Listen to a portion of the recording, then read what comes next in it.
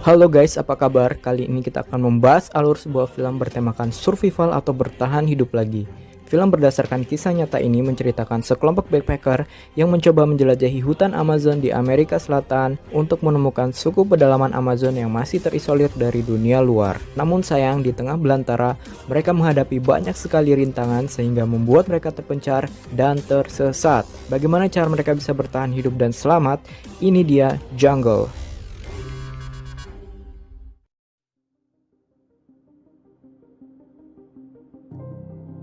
Oke, film ini bermula dengan memperlihatkan tokoh utama kita, Yossi Ginsburg, seorang backpacker yang sedang menumpang mobil bak terbuka melintasi salah satu jalanan terekstrim di dunia bernama Death Road yang berada di negara Bolivia.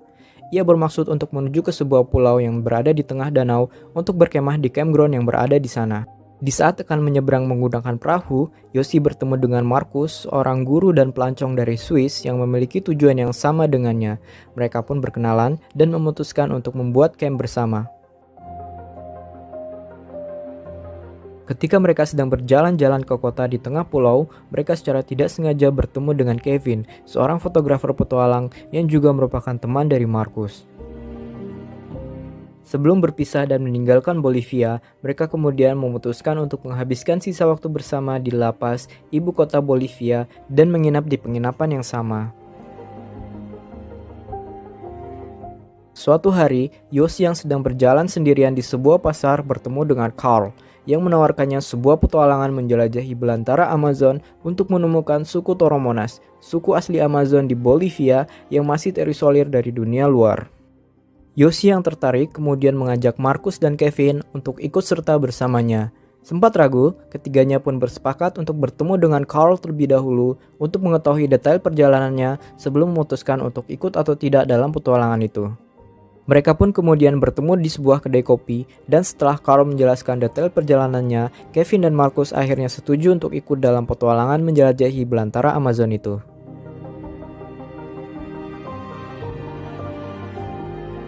Setelah membeli perbekalan dan packing, mereka pun terbang menuju Apollo, sebuah daerah di Bolivia, untuk masuk melalui hutan Madidi, pintu masuk mereka menuju belantara Amazon. Dan disinilah petualangan mereka dimulai. Mereka pun mulai berjalan masuk semakin dalam menyusuri hutan belantara.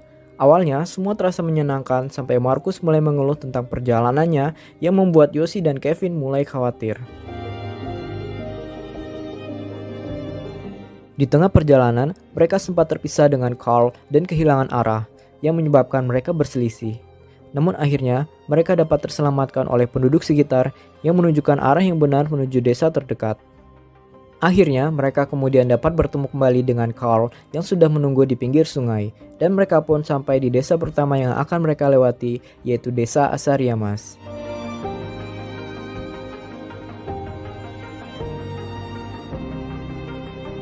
Di desa itu, mereka mampir untuk mandi dan beristirahat, bercengkrama dengan penduduk sekitar, mengisi ulang perbekalan, dan kembali melanjutkan perjalanan dengan menyusuri sungai. Mereka kemudian sempat berhenti sejenak untuk mencoba mendulang emas dan berfotoria dengan ribuan kupu-kupu beraneka warna yang terbang di sekitar sungai itu. Carl pun kemudian berburu dan mereka pun makan malam dengan seekor monyet bakar hasil buruan dari Carl. Perjalanan mereka selanjutnya terasa semakin berat saat mendapati telapak kaki Markus yang mulai lecet dan terkelupas hingga mengeluarkan darah yang menyebabkannya mengalami kesulitan berjalan. Kevin dan Yossi pun semakin khawatir karena petualangan mereka terancam gagal karena terhambat oleh Markus yang kini sulit berjalan. Dan Markus pun menyadari kekhawatiran itu.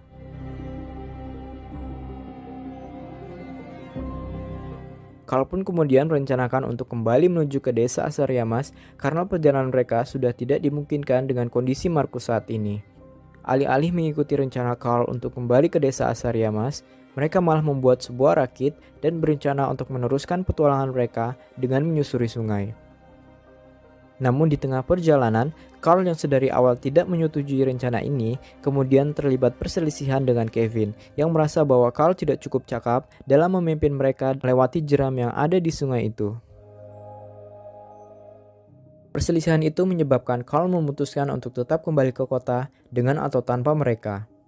Setelah ketegangan sedikit mereda, mereka pun akhirnya bersepakat untuk membagi dua tim dengan Carl dan Marcus yang akan kembali ke kota, sedangkan Yoshi dan Kevin akan tetap melanjutkan petualangan mereka dan akhirnya mereka pun berpisah.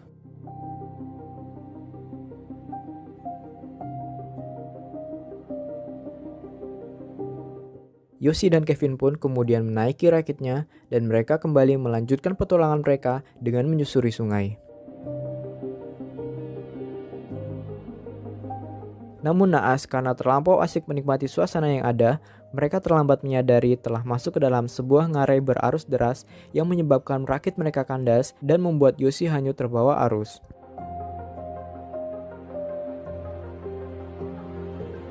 Beruntungnya, Yoshi dapat selamat setelah berhasil berpegangan pada sebuah batu dan mencoba berenang ke tepian.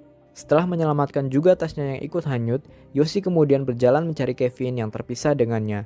Namun usahanya sia-sia, ia kini terpisah sendiri, tanpa peralatan, juga tanpa bahan makanan yang memadai. Sadar bahwa ia harus tetap berjalan, Yoshi kemudian mulai merencanakan perjalanannya menyusuri pinggiran sungai untuk menuju ke desa terdekat, yaitu desa Kuriplaya. Suatu hari, Yoshi menemukan adanya suatu benjolan di dahinya yang semakin hari semakin terasa sakit. Ia pun menyadari ada sesuatu yang bergerak di dalamnya dan setelah mencoba mengeluarkannya, ia mendapati seekor cacing parasit yang cukup besar bersarang di bawah kulit di dahinya itu. Setelah selesai dengan urusan cacing parasit itu, Yoshi kemudian melanjutkan perjalanannya dan menemukan dua butir telur burung hutan yang telah berisi embrio. Namun karena sangat kelaparan, ia pun tidak punya pilihan lain selain memakannya. Setelah sekian lama berjalan, akhirnya ia pun sampai di sebuah pemukiman penduduk yang telah terbengkalai dan ditinggalkan oleh penghuninya. Ia pun kemudian berasumsi bahwa ini merupakan desa Kuriplaya sehingga ia harus berjalan lagi menuju ke desa terdekat lainnya, yaitu desa Rurenbake. Namun masalahnya, kini telapak kakinya mulai mengalami hal yang sama dengan yang dialami oleh Marcus. Ia pun bersedih dan menyesal telah bersikap buruk pada Marcus dulu. Hari berganti dan Yoshi yang kembali berjalan menyusuri hutan kemudian menemukan sebuah jejak kaki di tanah dan berharap itu adalah jejak kaki Kevin. Namun setelah melihat cangkang telur burung yang ia makan kemarin, ia pun sadar bahwa itu adalah jejak kakinya sendiri dan selama ini ia telah kehilangan arah dan hanya berputar-putar saja di satu tempat. Di lain tempat, Kevin yang terdampar di pinggir sungai ditemukan oleh penduduk desa dan kemudian diselamatkan kembali menuju ke desa Rurenbake. Di sana, ia menemukan bahwa Yoshi belum juga kembali dan akhirnya ia meminta bantuan untuk mencari Yoshi yang masih hilang sendiri di tengah belantara Amazon. Pencarian pertamanya dengan menggunakan pesawat terbang tidak membuahkan hasil karena pesawat itu tidak dapat terbang cukup rendah dan lebatnya hutan di bawah membuat Kevin kesulitan untuk dapat melihat Yoshi. Hal ini membuat Yoshi semakin frustasi. Kevin pun kemudian mencoba meminta bantuan Tiko, seorang nelayan dan juga pembuat perahu lokal yang dirasa dapat membantunya karena menguasai medan pencarian Yoshi.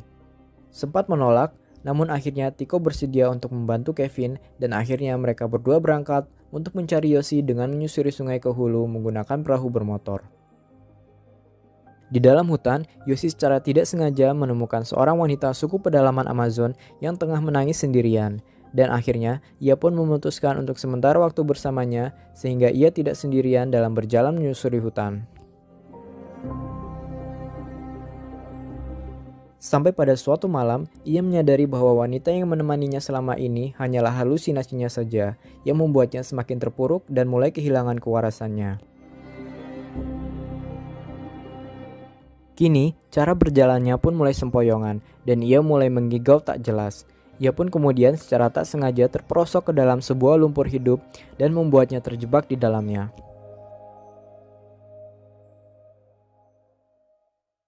Tak ingin menyerah dan terjebak sampai mati di dalam lumpur itu, Yoshi kemudian berusaha menjangkau pucuk tanaman untuk membantu menarik keluar dirinya dari dalam lumpur hidup itu. Fisiknya yang kini semakin lemah membuatnya lebih sering mengalami halusinasi. Yoshi kemudian mendekati sebuah pohon yang penuh dengan semut api, membuka bajunya dan menggoyangkan pohon itu sehingga semut api itu berjatuhan ke tubuhnya. Ia pun mulai merasakan semut-semut api itu mulai menggigit sekujur tubuhnya yang membuatnya begitu kesakitan. Namun hal ini berhasil memompa adrenalinnya sehingga memulihkan kesadarannya dan memberikannya lonjakan energi untuk dapat berlari keluar dari hutan untuk sampai di tepi sebuah sungai. Di tepi sungai itu, Yoshi kemudian membuat sebuah tanda menggunakan bilah bambu membentuk huruf Y untuk inisial namanya. Hal ini untuk berjaga-jaga bila seseorang yang sedang mencarinya dapat melihat tanda itu agar tahu bahwa ia berada di sekitar situ. Esok harinya, Kevin yang sedang menyusuri sungai bersama Tiko sampai pada bagian sungai yang tidak memungkinkan mereka untuk meneruskan perjalanan ke hulu karena jeramnya yang terlalu berbahaya. Mereka pun memutuskan untuk kembali. Sayangnya, Kevin tidak menyadari tanda yang telah dibuat oleh Yoshi dan malah menendangnya. Ketika Kevin dan Tiko akan berputar, Yoshi terbangun dari tidurnya dan melihat keduanya. Dengan sisa tenaganya, ia mulai merangkak untuk lebih dekat dengan sungai dan berdiri di sana berharap dapat terlihat oleh mereka. Untungnya, Kevin sempat untuk menengok kembali ke arah tempat Yoshi berada dan akhirnya ia menyadari keberadaan Yoshi yang sedang berdiri di sana.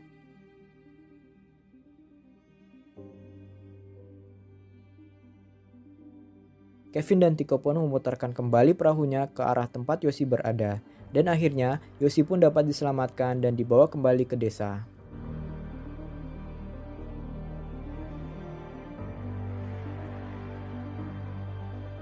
Dan demikianlah Jungle.